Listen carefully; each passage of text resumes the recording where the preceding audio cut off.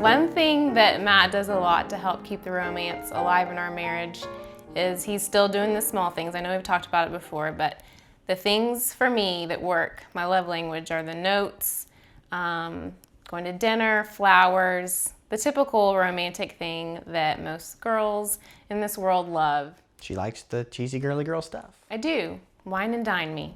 That's what I like. And so that's one thing that he has done.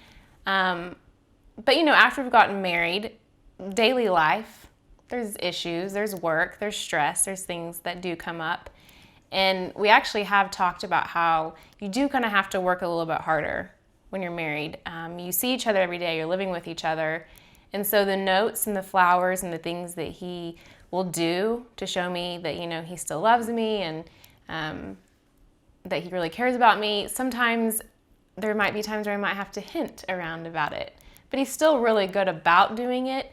But there's something about when you get married, it's not the same as when you are dating. It's better. It's a whole lot better, actually, because there's more of a bonded relationship and a deeper level that's developing. And so sometimes the flowers and the cards don't necessarily matter as far as, you know, getting quality time with him, being married to him. But I would say, you know, in general, sometimes keeping that fire going, you have to remind yourself it's a work in progress and, you know, let him know that's what you really, really love, and that'll help remind him to keep doing it. Yeah.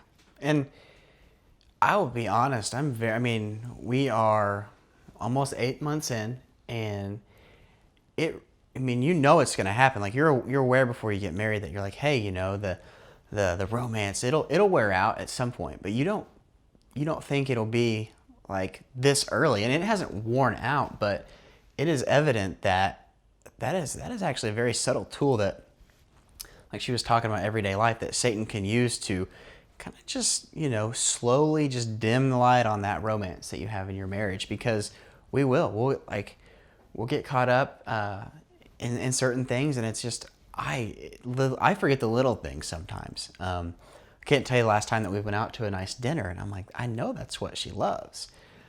But I'm really shocked that it was this early that you can start to see the signs of that. So don't think that you're immune to it, you know, up until a certain amount of years, because Satan starts the attacks early there. Just be aware of it. It's really, as long as you're aware of it and you're proactive, then, it's pretty easy to fight. It's just different in marriage.